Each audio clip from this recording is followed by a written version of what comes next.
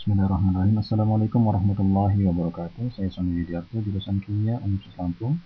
Kali ini akan menjelaskan mengenai sifat-sifat fisik larutan. Ini terdapat dalam buku Raymond Chang, jilid kedua. Di bab 13 Anda bisa melihat. Sebelumnya kita telah mengetahui bahwa larutan adalah campuran homogen dari dua atau lebih zat, di mana jumlah yang sedikit itu disebut zat terlarut atau solut, kemudian yang lebih banyak disebut pelarut atau solvent. Berikut ini adalah beberapa jenis larutan. Kita sebelumnya telah mengetahui bahwa larutan itu tidak hanya berbentuk cair, tapi juga bisa merupakan campuran antara gas dengan gas, atau gas dengan cairan, atau gas dengan padatan.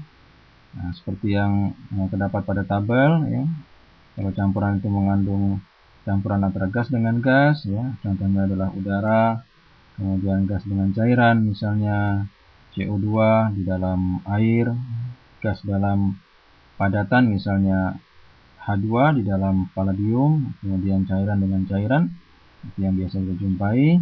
Kemudian padatan dalam cairan itu seperti larutan NaCl di dalam air.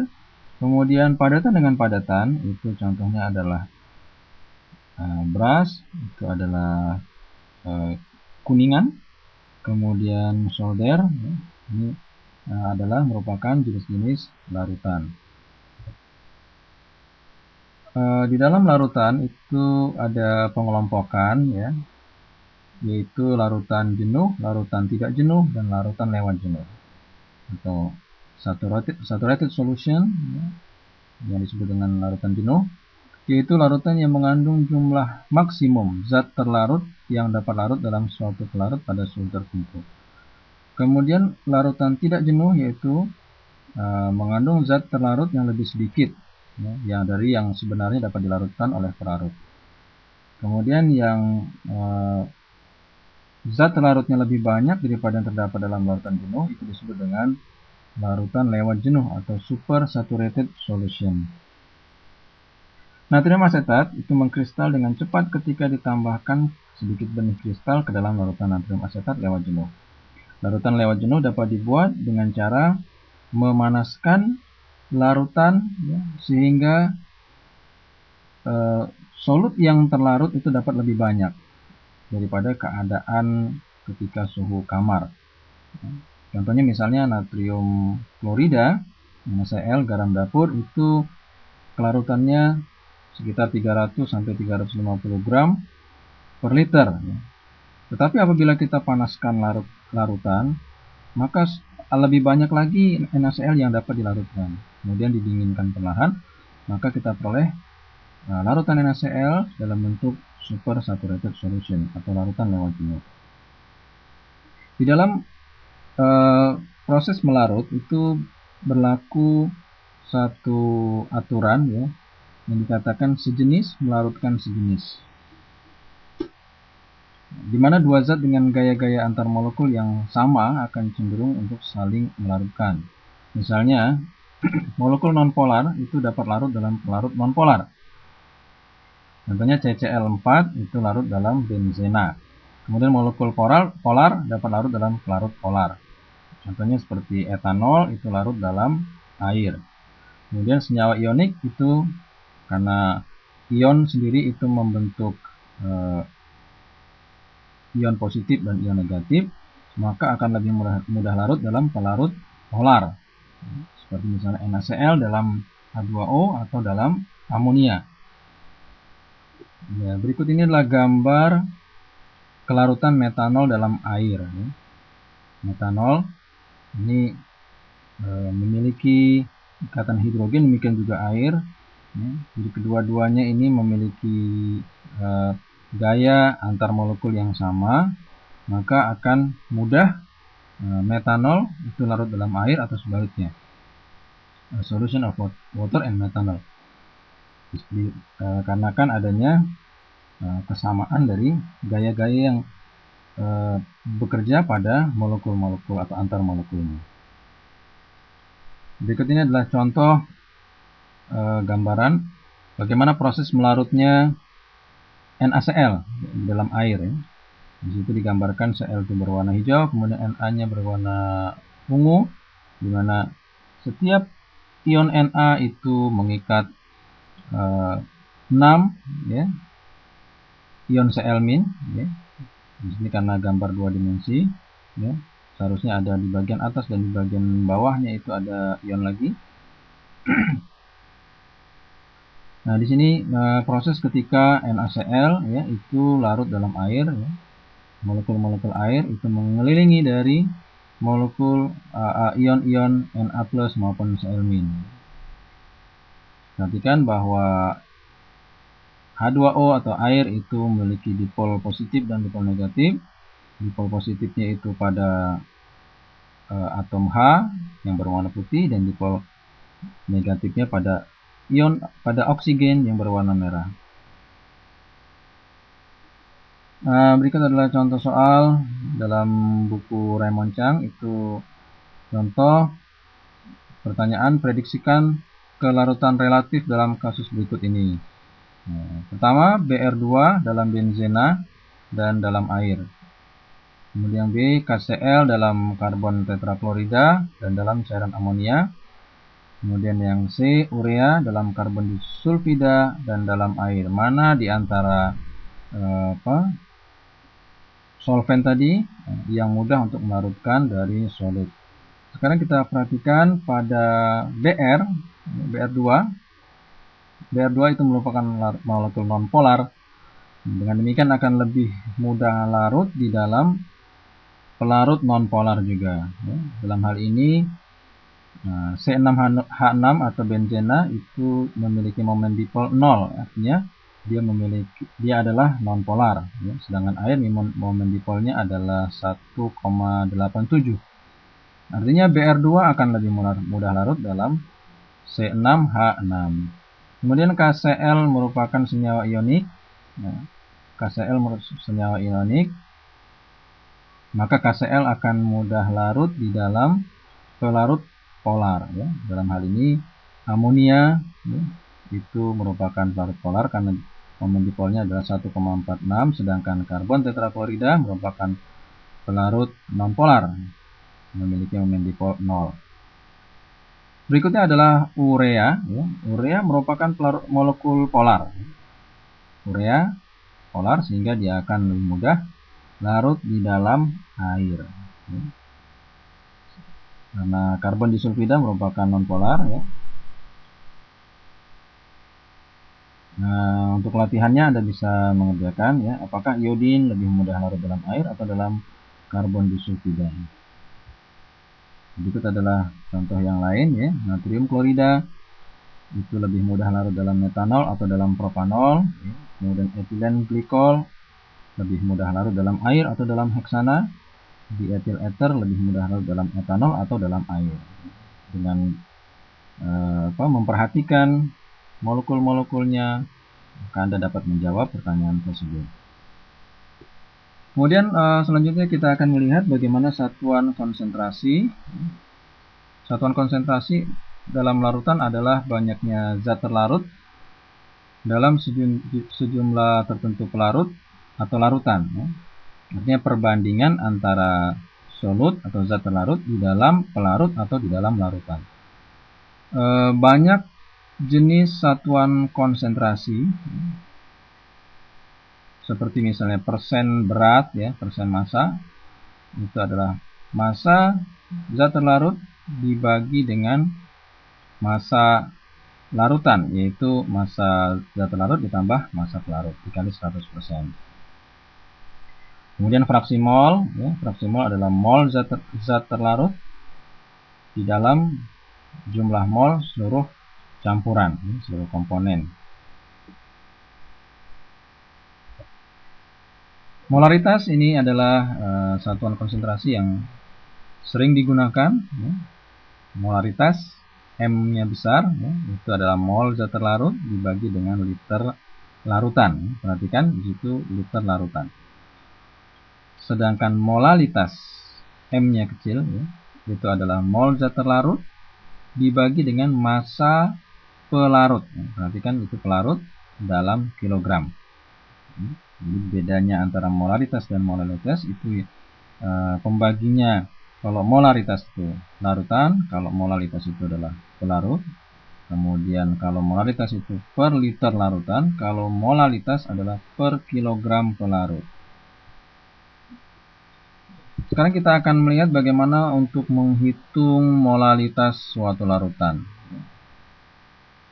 Contoh, hitunglah molalitas suatu larutan yang dibuat dengan cara melarutkan 75 gram barium nitrat ke dalam 374 ml air atau 374 gram air pada 25 derajat Celcius.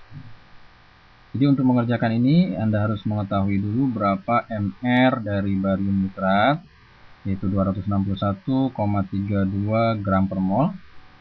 Maka kita rubah 75 gram barium nitrat itu menjadi mol barium nitrat. Ya, kita bagi dengan mR-nya, kita peroleh jumlah molnya adalah 0,287 mol. Maka sesuai dengan definisi molalitas, yaitu jumlah mol solut ya, per kilogram pelarut. Ya. Jadi 0,287 mol barium nitrat per 0,374 kg air. Ya, sama dengan 0,76739 molal. Ya, kalau kita buat menjadi disederhanakan di 0,767 molal. Ini adalah contoh di buku ya. Anda bisa gunakan. Di situ pertanyaannya, hitunglah molalitas larutan asam sulfat yang mengandung 24,4 gram asam sulfat dalam 198 gram air.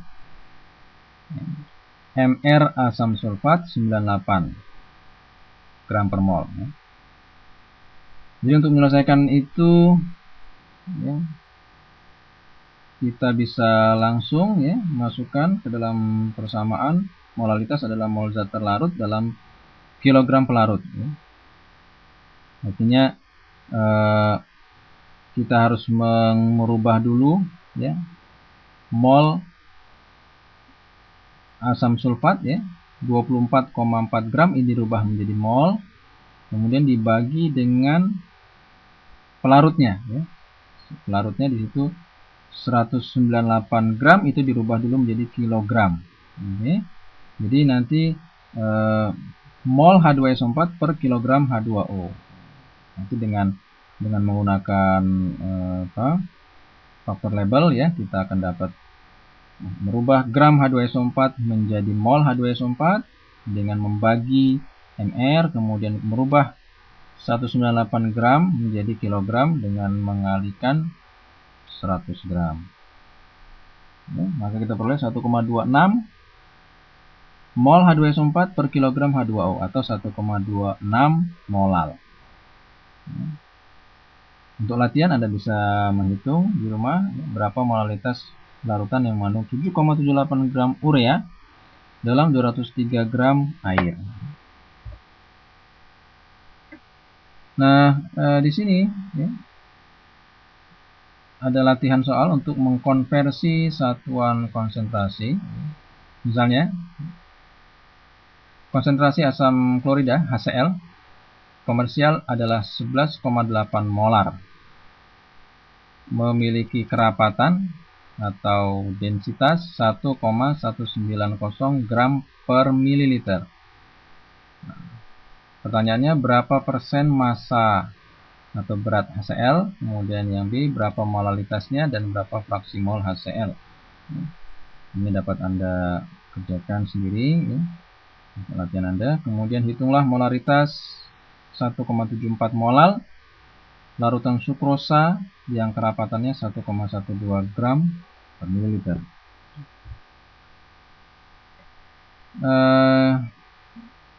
Ini juga adalah soal di buku ya. Kita bisa mencoba untuk mengerjakannya. Dikatakan larutan 0,396 molal glukosa. Diketahui Mr glukosa 180,2 gram per mol. Kerapatan atau densitas larutannya 1,16 gram per mol, gram per mililiter. Pertanyaannya, berapa molaritas larutan tersebut? Ini jenis mengkonversikan satuan konsentrasi. Yang bisa kita lihat di situ adalah kerapatan larutan, ya. Itu bisa kita gunakan sebagai faktor untuk mengkonversi. Kemudian 0,396 molal itu berarti 0,396 mol glukosa dalam 1 kg air. Jadi dari situ kita bisa menghitung berapa massa total larutan, massa larutan, ya. Jadi kalau 0,396 mol glukosa ini mau kita rubah menjadi gram glukosa, maka kita kalikan dengan Mr glukosa 180,2. Kemudian ditambah dengan 1 kg air, ya, 1000 gram, maka berat massa total larutannya adalah 1071 gram. 1071 gram. Ya, itu adalah berat total larutan. Kemudian dari kerapatan larutan itu 1,16 gram per mililiter, ya. Maka dapat kita hitung berapa volume, dan dengan demikian dapat mengetahui molaritas larutan tersebut. Jadi molaritas itu merupakan mol per liter larutan, ya. Jadi dari molal itu kita peroleh 0,396 mol glukosa per 1071 gram larutan, ya. Itu jumlah atau massa larutannya. Gram larutan kita akan rubah ke liter larutan.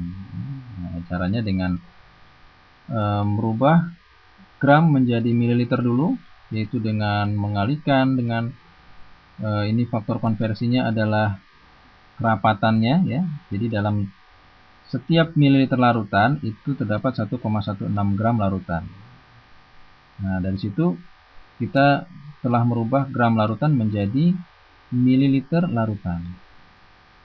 Kemudian mililiter dirubah menjadi liter larutan, ya. Itu dengan mengalihkan setiap liternya adalah 1000 mili. Kemudian kalau sudah saling meniadakan satuannya, maka kita akan peroleh hasilnya adalah mol glukosa per liter larutan. Berarti 0,429 mol glukosa per liter larutan atau 0,429 molar. Ya.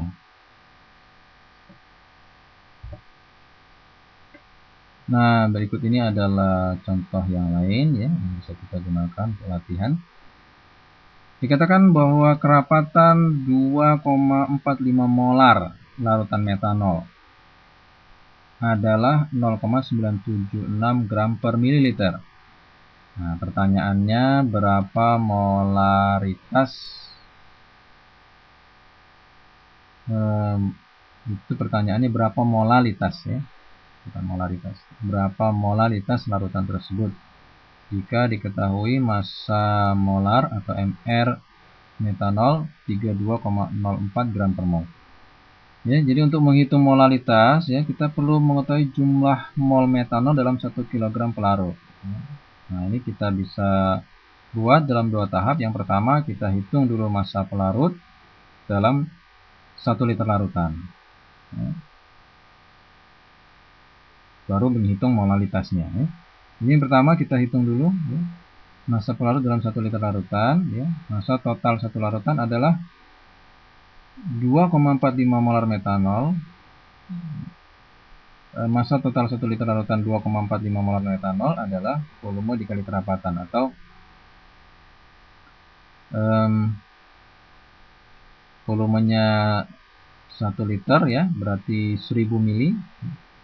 kemudian dikalikan dengan kerapatannya, di mana setiap mililiter larutan itu ada 0,976 gram larutan. Ya. Jadi dalam 1 liter larutan itu ada 976 gram larutan. Ya. Jadi larutan ini mengandung 2,45 mol metanol, maka jumlah airnya tinggal kita kurangkan, ya, yaitu berat larutan dikurang berat metanol, itu adalah berat air. Ya. Jadi berat larutannya 976 gram, berat metanolnya 2,45 mol metanol dikali dengan mR-nya, itu adalah berat metanol, maka kita peroleh berat airnya adalah 898 gram H2O. Nah, sekarang tinggal kita menurunkan dalam persamaan molalitas, ya. Molalitas itu adalah mol metanol per gram H2O. Jadi 2,45 mol per 898 gram. Karena satuan airnya harus dalam kilogram, maka kita rubah gram menjadi kilogram. Jadi 2,73 mol metanol per 1 kg air atau 2,73 molal. Kemudian Anda bisa mencoba sendiri, hitung molalitas larutan 5,86 molar etanol yang kerapatannya 0,927 gram per mililiter. Ini adalah contoh soal yang lain, ya, masih berkaitan dengan mengkonversikan satuan konsentrasi, ya. Misalnya hitunglah molalitas 35,4%, ya. Ini satuan persen dirubah ke dalam molal. 35,4% persen massa, maksudnya persen berat. Asam fosfat, ya, diketahui mR asam fosfat 98 gram per mol. Ya. Nah, untuk menyelesaikan persoalan atau pertanyaan jenis ini, ya, kita asumsikan bahwa banyaknya larutan adalah 1000 gram. Jadi apabila massa asam fosfat itu 35,4%, maka massanya 35,4 gram, ya, dalam 100 gram larutan. Sehingga dalam 100 gram larutan, berat air adalah 100 dikurang 35,4, artinya 64,6 gram adalah massa air. Nah, kemudian kita hitung jumlah gram asam fosfat, ya, yang larut dalam 1000 gram air atau 1 kg air. Oleh karena itu kita perlu merubah terlebih dahulu, ya, gram fosfat itu ke dalam mol fosfat. Jadi molalitas itu adalah gram fosfat, ya, asam fosfat per gram air, ya. Artinya 35,4 gram asam fosfat per 64,6 gram H2O. Karena molalitas itu adalah mol asam fosfat per kilogram H2O, maka kita rubah dulu, ya. 35,4 gram itu kita rubah menjadi, ya, kita rubah ke dalam mol, ya. Jadi kita bagi dengan 98, ya. 98 itu mR-nya asam fosfat. Kemudian gram ini kita rubah menjadi kilogram, ya. 64,6, ya, kita rubah menjadi kilogram. Ya, apabila satuannya sudah saling meniadakan, maka kita akan peroleh satuannya mol H3PO4 per kilogram H2O.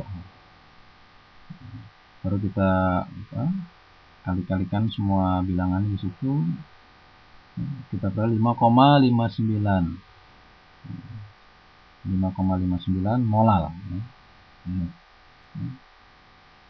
Jadi bisa diulang-ulang, ya, dengan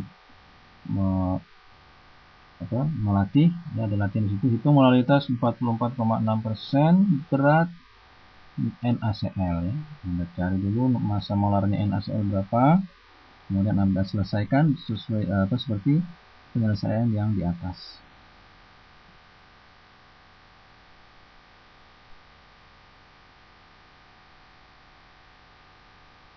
Berikut adalah contoh, ya. Ini juga merubah, ya,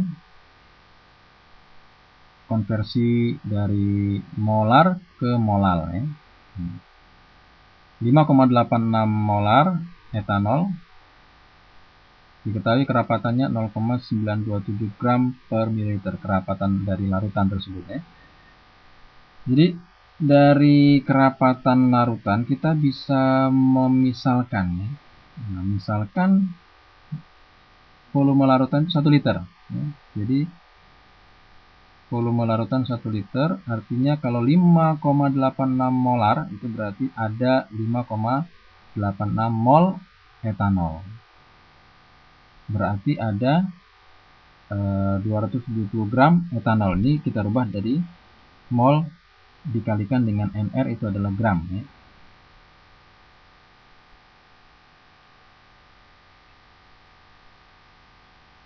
Kemudian dari kerapatan kita ketahui 0,927 gram per mili, artinya dalam 1 mililiter larutan itu terdapat 0,927 gram larutan, ya. Jadi dalam 1 liter larutan terdapat 927 gram larutan, ya.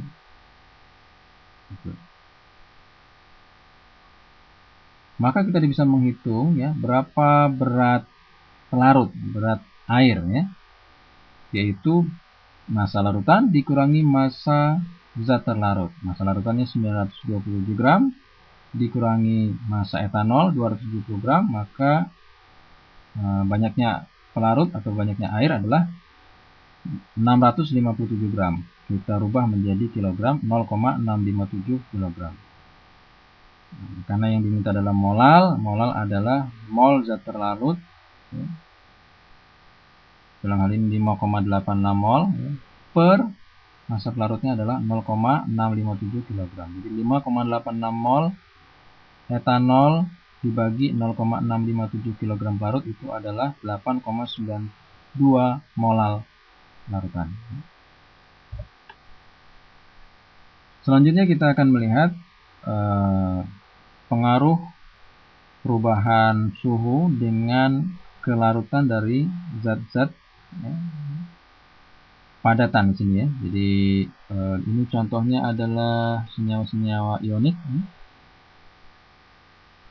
Di sumbu X itu adalah suhu, ya, kenaikan suhu dari 0 sampai 100 derajat Celcius. Kemudian pada sumbu Y-nya adalah kelarutan, gram solut per 100 gram air.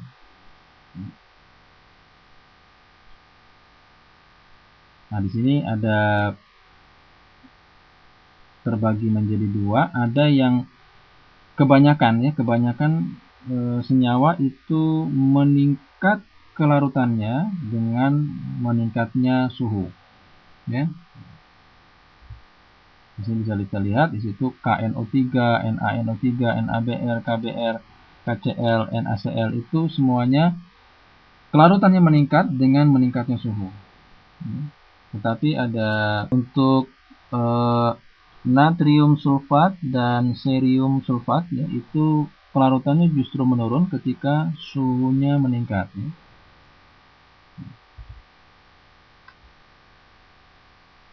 Nah, ini adalah hubungan antara suhu dan kelarutan untuk oksigen, ya. Untuk oksigen itu kelarutan oksigen itu menurun, ya, ketika suhu meningkat, ya. Jadi kelarutannya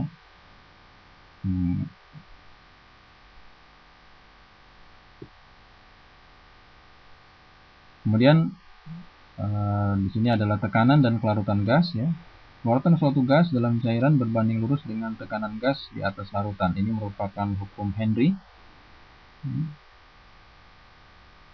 Jadi C itu adalah konsentrasi dalam molar gas yang terlarut.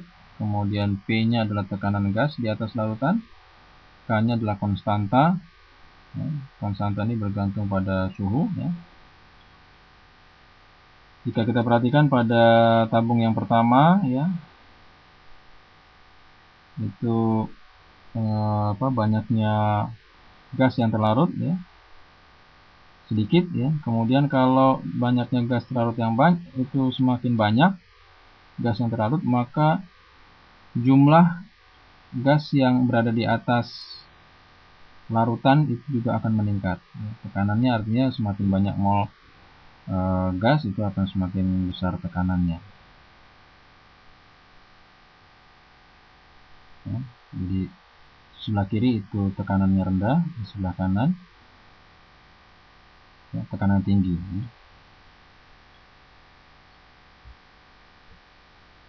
Nah, untuk lebih jelasnya kita akan lihat contoh soal Kelarutan gas nitrogen pada 25 derajat Celcius 1 atm adalah 6,8 kali 10 pangkat min 4 molar.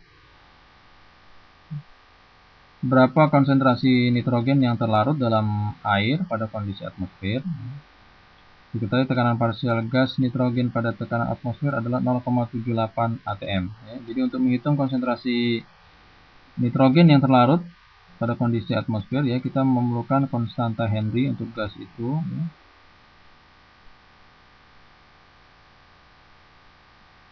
Konstanta itu dapat dihitung dari persamaan Henry, C sama dengan K dikali P. C-nya 6,8 kali 10 pangkat min 4. Kemudian P-nya pada 1 atm, maka K-nya adalah 6,8 kali 10 pangkat min mol per liter atmosfer, K-nya. Maka kita dapat menghitung kelarutan gas nitrogen di dalam air adalah C sama dengan K yang tadi kita gunakan dikali dengan P-nya. P-nya 0,78 atm, maka C-nya adalah 5,3 kali 10 pangkat min 4. Jadi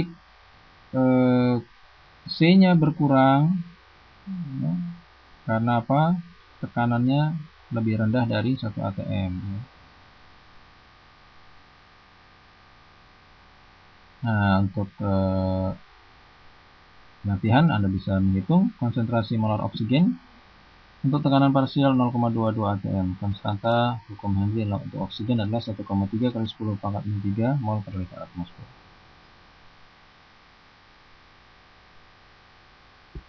Selanjutnya kita akan belajar bagaimana sifat koligatif larutan. Sifat koligatif larutan adalah sifat larutan yang bergantung pada banyaknya partikel solut atau zat terlarut dan tidak